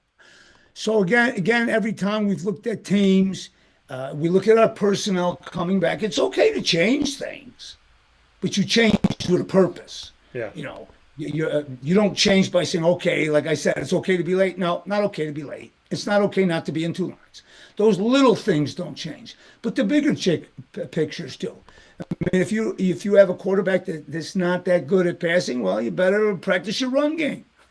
So it varies from year to year, and you tweak it, but you don't go back against your basic principles of, hard work ethic, being a good person. Those don't change. Yeah, and for you, I mean, the biggest lesson that you've learned when you look at the fact that I'm sure you've been a mentor to people in your time and over the years here, but who has been a mentor to you? Who kind of sticks out in mentorship? And do you have a lesson that you've learned in your life that you always kind of go back to? Do you have kind of the people that you can go to or that you remember? And is there something that they said that just sticks? Because I have certain things that if I need to kind of reset myself, there's certain pieces of advice I can always go back to. Well, I'd have to go back to my high school coach, Al Morolo, who's no longer with us. Working with him I played for him, and then I coached with him for 9 years. And I guess the most valuable lesson that you learn is no matter what you do on the football field, sometimes you got to chew people out. It's a tough game. It's an emotional game. But you never want to leave kids going home with a feeling, that they failed, or you hate them, or that they're not worthy. So if I have to, chew on a little bit, if I have to give somebody the business, and it's always the first team. You never yell at a third teamer. It doesn't make them better. Just doesn't. You can scream all you want. It's about how hard you work at it. Yeah. And never leave the kids. I always used to say, okay, come into my private office and we talk before you leave. And that's the most important thing. Kids want to be there. You can't make anybody play football. It's not that kind of sport. So they want to be there. And always leave that day with an understanding that it was okay what happened and that it'll be better tomorrow. Paul Seeley, spreading a lot of knowledge and wisdom here this morning. Paul, before we get into something called Rapid Fire, where you and I get to put each other on the hot seat and have some fun with that, I do want to get back to this Memorial All-Star Game for the Big 44. It's sponsored by the Central New York chapter of the National Football Foundation, BMK Logistics, and the United States Army. Just bring me into those connections, the Central New York chapter of the NFF, as well as BMK and the U.S. Army.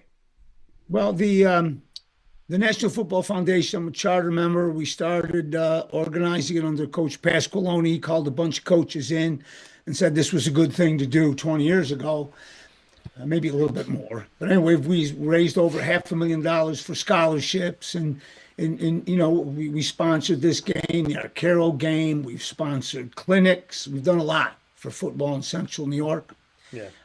BMK is owned by Brad Kieser, the head coach of ESM, who's been very generous with his sponsorships of the jerseys and the hats, as well as the Army.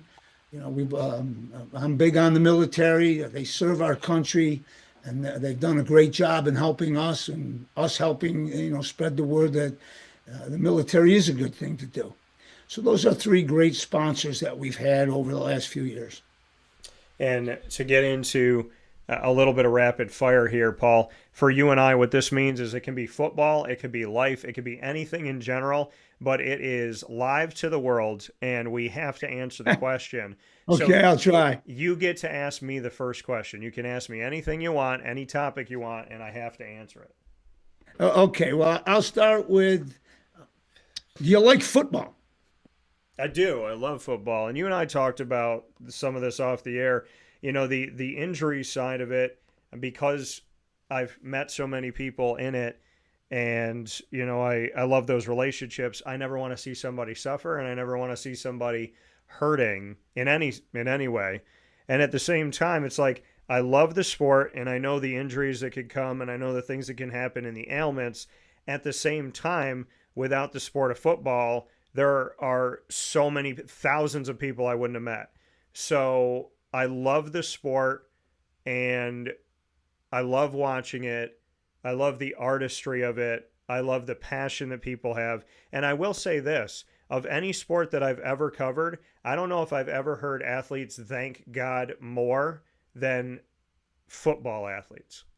And so there's a big connection of faith, and like I said, it's built a lot of relationships. So, Paul, it's a barbaric sport. You're banging bodies. It's going to be really tough.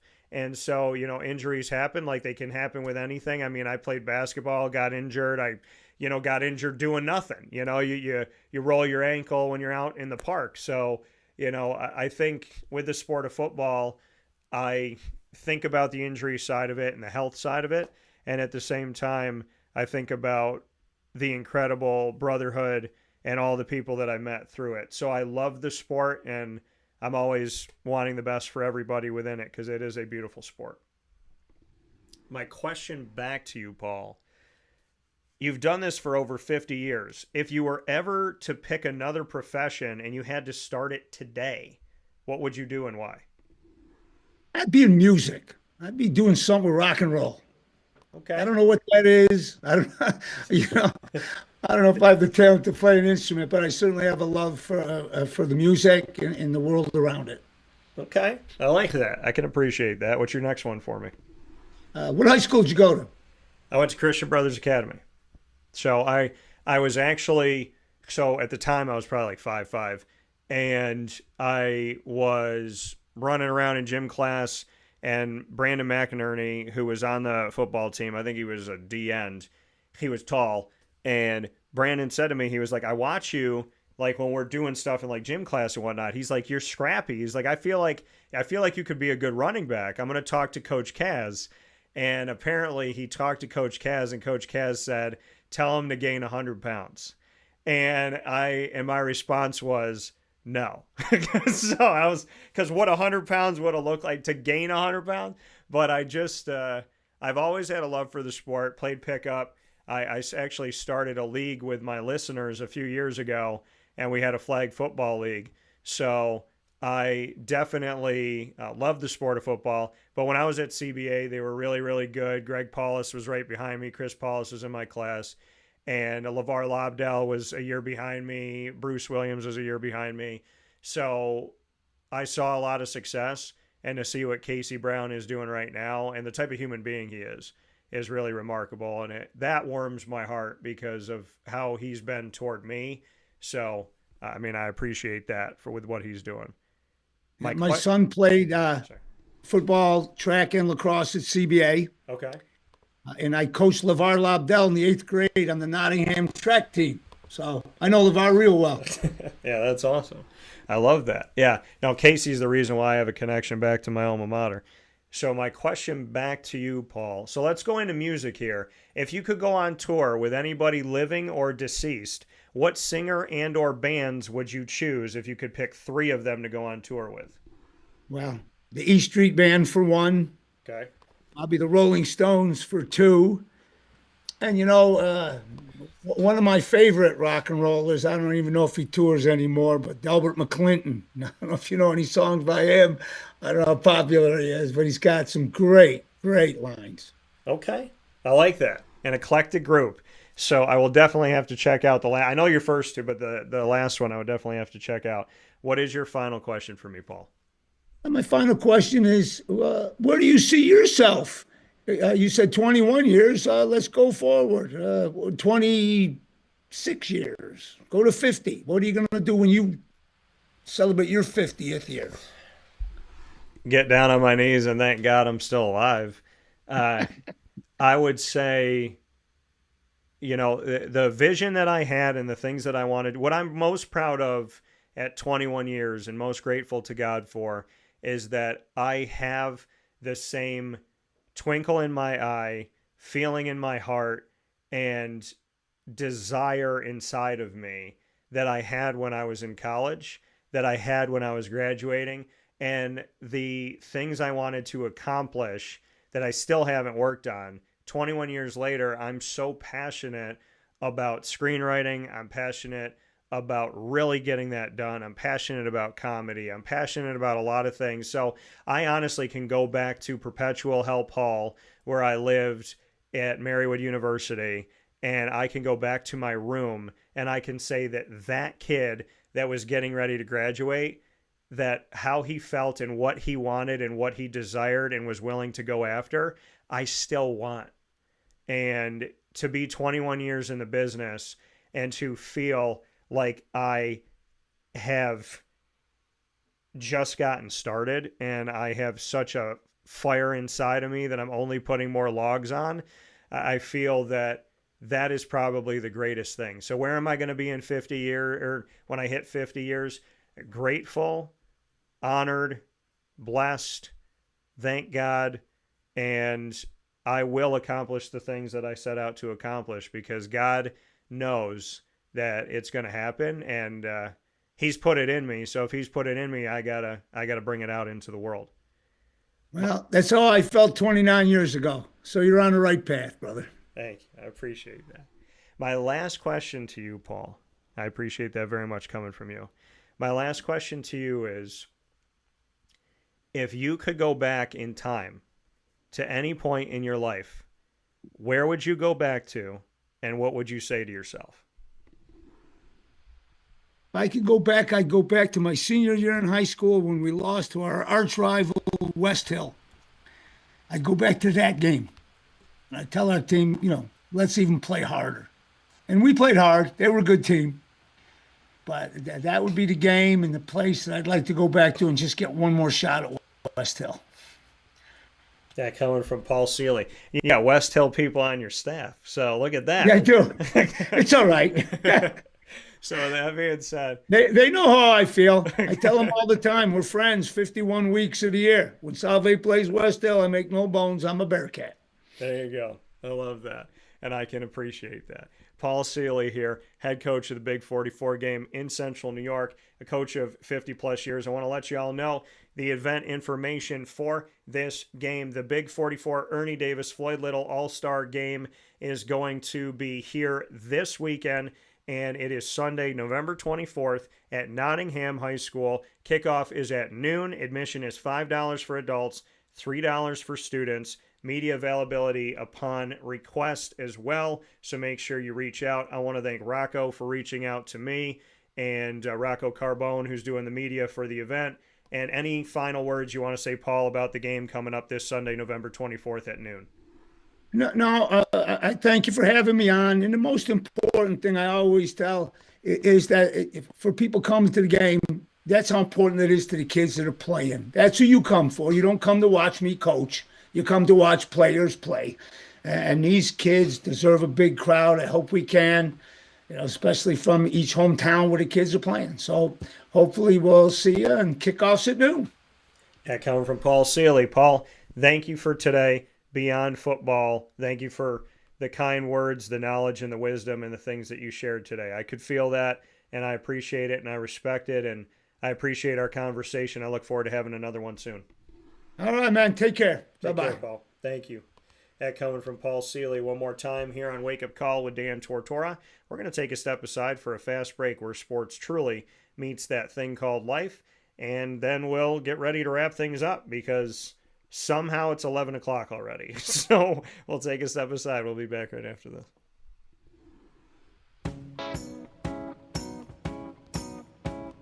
In these unique times, there are those in our community that give us a sense of normalcy and positivity. Pizza Man on 50 Oswego Street in Baldwinsville has been here for you for over 35 years and is here now.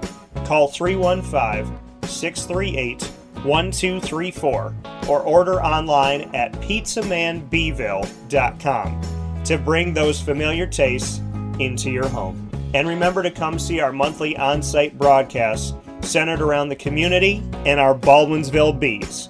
Pizza Man in Baldwinsville. Any way you slice it, they are always here for you.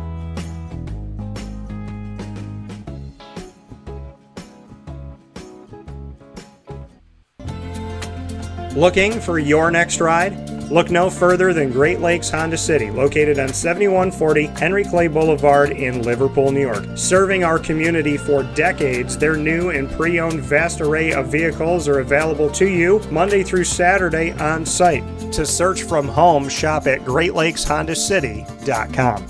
Call 315-365-5576 to set up an appointment. That's 315-365-5576 for Great Lakes Honda City, 7140 Henry Clay Boulevard in Liverpool, New York. Great cars, great people, Great Lakes. All right, you need to come out here and get yourself the Brooklyn Pickle. I was talking about this with one of my buddies. I was like, yo, there's no better sandwich in the state of New York than the Brooklyn Pickle. And now that I found out that they're going down to North Carolina, we are taking over your taste buds everywhere you are, wherever you're going to be. You need to get yourself out to the Brooklyn Pickle. Pinehurst, you just realized that you found yourself the best sandwich shop that you're ever going to have. This is a glorious moment. It's a blessing to your community. You're welcome. Brooklyn in the house, baby. Go over to the Brooklyn Pickle. You already know what it is.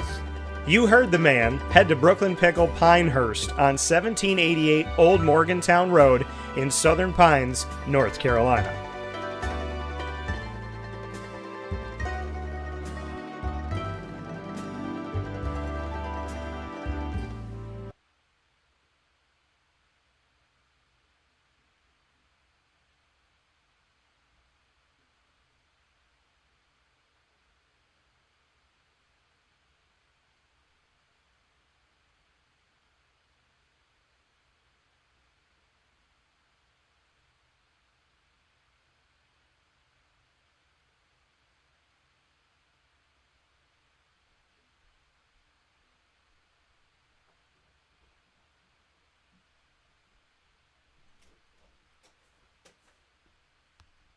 Here's a message from Renee from Bryan's Landing, located on 6523 East Seneca Turnpike in Jamesville, New York. Open Tuesdays and Wednesdays for dinner, Thursday through Saturday for lunch and dinner, and Sundays for brunch.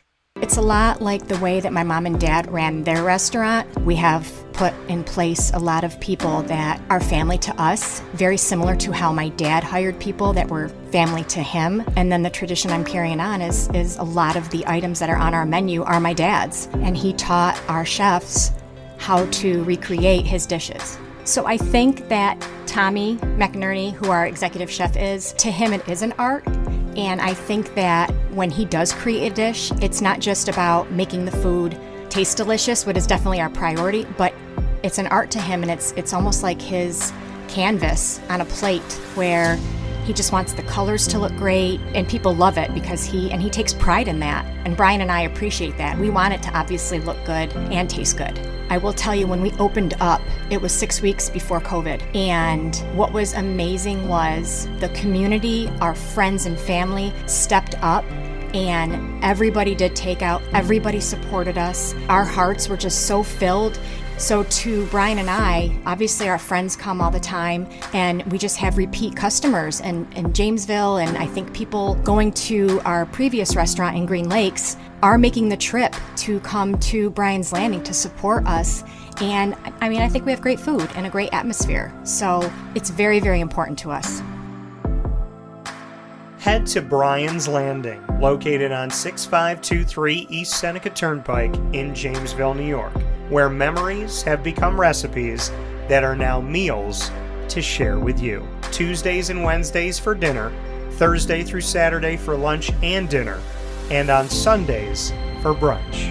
And be sure to come out for live music Friday, Saturday, and Sunday.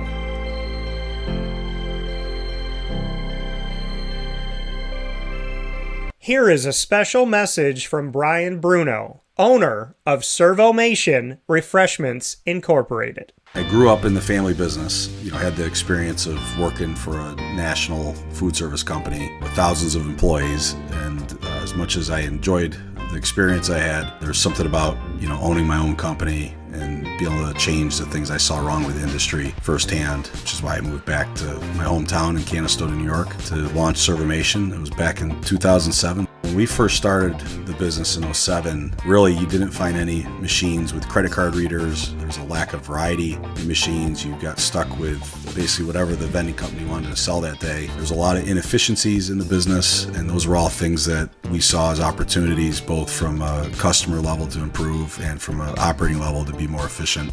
We've really been at the forefront of introducing retail technology into our space. We were doing self-checkout back in 2009 before it really became a national phenomenon. The whole point of it isn't to just improve the customer experience. It's to make it feel more like a retail environment where people don't have to be afraid of what they're buying behind glass. They don't have to be afraid of not being able to see the ingredients of the packages. It was an easy transaction from that standpoint. If we were to reinvent something, we wanted to make sure what we were making looked and felt more like a deli and not like something that you would traditionally see in a vending machine. I was tired of hearing for years the customers say the wheel of death because the vending machine would circle around with the same tuna salad in it. What we wanted to do was it really change the perception of that food. So allowing customers to touch it, allowing customers to feel the weight of it, allow customers to see the freshness of it, and also the variety of it really helps them change the perception and ultimately the value of what we bring to them. The point of differentiation you have to make is either in value or the quality. And I think on both of those fronts, Servomation has really, in large part, changed that value system for employees. So they no longer have to worry about bringing their food from home or having to leave their desk during the day and rush out to get back in time for their break to end. We're bringing something that they can count on in their break room every day, and they know it's going to be there, they know it's going to be fresh, and they don't have to worry about it being sold out or something that they don't enjoy. We've also heavily invested in flavored water machines, so you can get a glass of water with a fresh piece of fruit in it, along with bean to cup coffee machines. So there's not a day that goes by we're not surprised when we get customers that call us and say, we didn't know you could do all this. We're really lucky to have a strong group of dedicated employees. Most of our employees have been with us since inception. They're family to us, and people like doing business with people they like and trust. And I think the same thing goes for employees. In a day and an age where there's a lot of corporations that just look at an employee as a number and don't get to know them, that's just not the way I was raised or how I like to do business. So we're a little old-fashioned. We like getting close to our employees. We like knowing how we can help them. We like knowing how we can improve their lives, adjust their schedules, whatever it may be to help improve their quality of life. And we think in the end that makes for a happier employee. We're fortunate enough to have really grown over the last several years, and from Pennsylvania to Massachusetts to Connecticut, we really do have a strong connection, even though we're not in the rooms every day with these employees. There's not one single employee that we feel like we don't know, and certainly we know they can call us at any time, and they're definitely treated as family to us. I wake up every single day really excited to surprise our customers in a good way. The one thing I can tell you is I think that every one of our employees and every one of our customers will continue to be at the forefront of every decision we make. Find out how Servomation can help you and your business by going to servomation.com.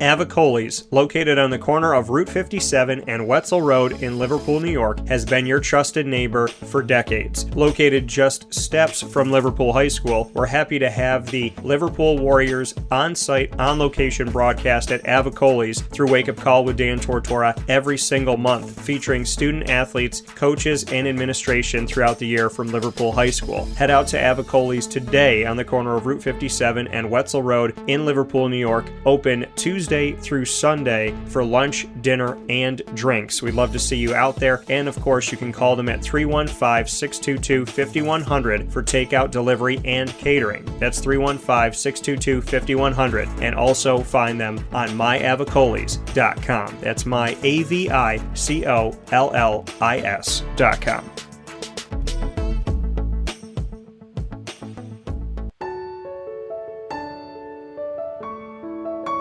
Having peace of mind when you're out of town that your furry-loving friend is safe and sound means taking them to Canine Kampground, because we all know that when it comes to the love of our pets, it goes well beyond the call of duty to make sure they're safe and sound. Right, Lily? So take a ride to 242 Johnson Street in East Syracuse, New York, and see Canine Kampground and where your dog will be staying in the classic cabin, the executive cabin, the grand cabin, or of course the luxury cabin, because if you know Lily, you know she loves luxury. Now you don't have to wait to the last minute to find a family member or a friend that'll take your dog for a few days. Call Canine Kampground at 315-299-4013. That's 315-299-4013. Their drop-off and pickup times are Monday through Sunday. Check K9Kampground.com for more information. That's the letter K, the number 9, and campground spelled with a K.com. K9Kampground.com. When you're going out of town, bring your dog to Canine Campground. Carvel DeWitt, it's what happy tastes like. Do you know why? Because we make ice cream. Creamy, rich, flavorful ice cream. Not yogurt or iced milk like some of our competitors. Ice cream.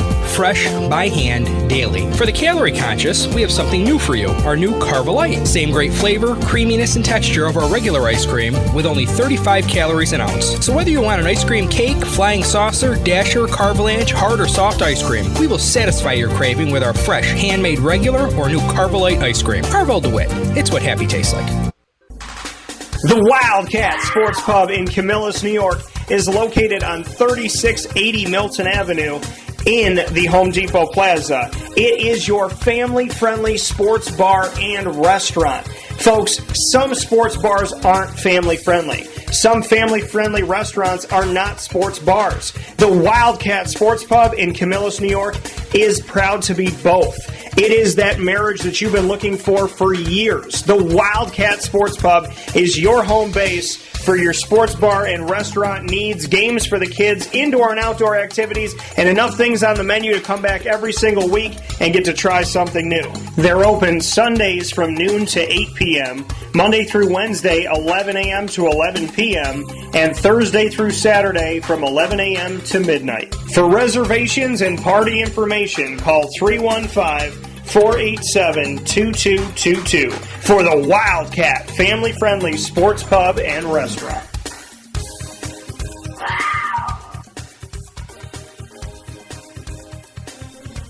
GG Cards and Breaks. Like, comment, subscribe.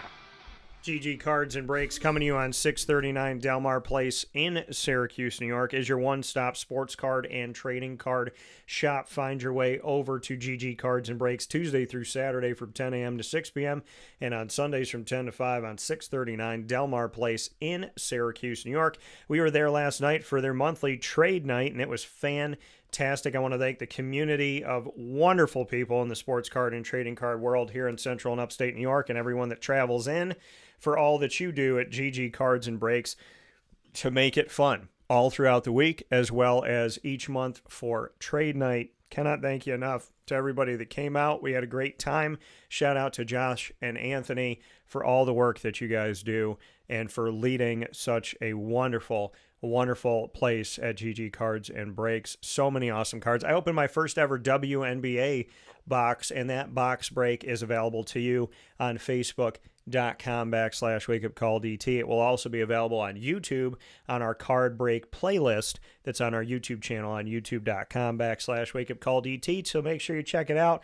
I want to say thank you to everybody that came out to trade night. Thank you for your support and your positivity and your goodness. GG Cards and Breaks, 639 Delmar Place in Syracuse, New York. The perfect place to get your Christmas and holiday gifts. We look forward to seeing you over there, and let them know that DT sent you. With that being said, here on Wake Up Call with Dan Tortora, where sports truly meets that thing called life, I want to thank you for tuning in Monday through Friday from 10 a.m. from 10 a.m. from 9 a.m. to 11 a.m. Eastern time. And I was thinking about GG Cards and Breaks opening at 10 o'clock. So youtube.com, facebook.com, both /WakeUpCallDT, and on wakeupcalldt.podbean.com. Wake Up Call is live for you Monday through Friday from 9 a.m. to 11 a.m.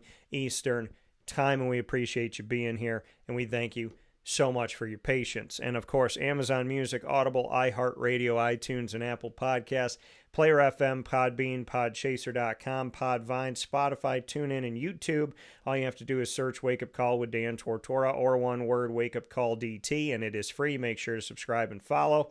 Big time thanks to Brooklyn Pickle down in Southern Pines, North Carolina on 1788 Old Morganton Road in Southern Pines, North Carolina, down the road from Pinehurst Golf Courses that you know so very well.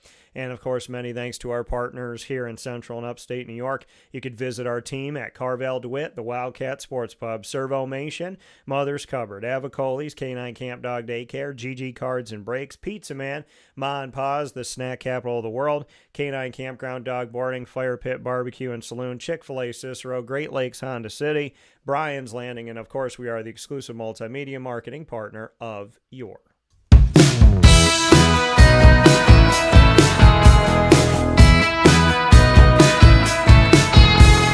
Lemoyne College Dolphins. It's Fins Up every single month on Wake Up Call with Dan Tortora. Find your Dolphins Wednesdays at 9 a.m. Eastern Time during Dolphin Time. You will find the Dolphins there with student athletes, coaches, administration, future Dolphins, and alumni. And, of course, you can find all of our content with the Dolphins by going to youtube.com/wakeupcalldt. Click subscribe, hit the notification bell, and find the Lemoyne playlist. You can also find your Dolphins on wakeupcalldt.com's homepage and underneath the exclusive partners tab. For more information, go to LemoyneDolphins.com and Fins Up.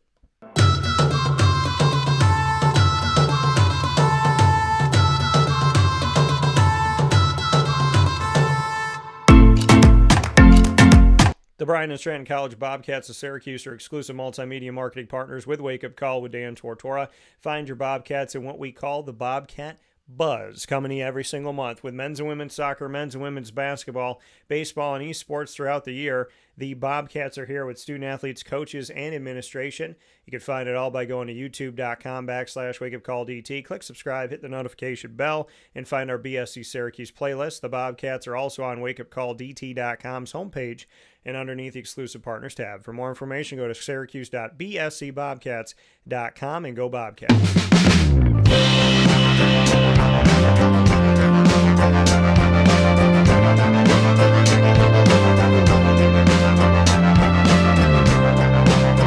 The Binghamton University Bearcats are exclusive multimedia marketing partners with Wake Up Call with Dan Tortora. Find the Bearcats every single Tuesday during Bearcat Time, Tuesdays at 10 a.m. Eastern Time. You'll find them worldwide here exclusively on Wake Up Call with Dan Tortora. The Bearcats coming to you on youtube.com/wakeupcalldt with all of our content in our library there. Click subscribe, hit the notification bell. Find the Binghamton playlist, Moments with Marshall, with Gene Marshall, the athletics director at Binghamton University, and the Bearcat Break Room with student athletes, coaches, and administration.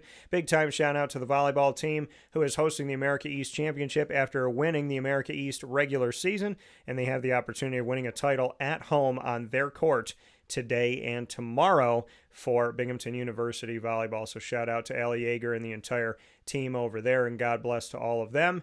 Binghamton University, we hope you travel safe because we know there's been some snow in the southern tier. So much love to Binghamton. You can find them on wakeupcalldt.com's homepage and underneath the exclusive partners tab. For more information, go to binghamtonbearcats.com and go Bearcats.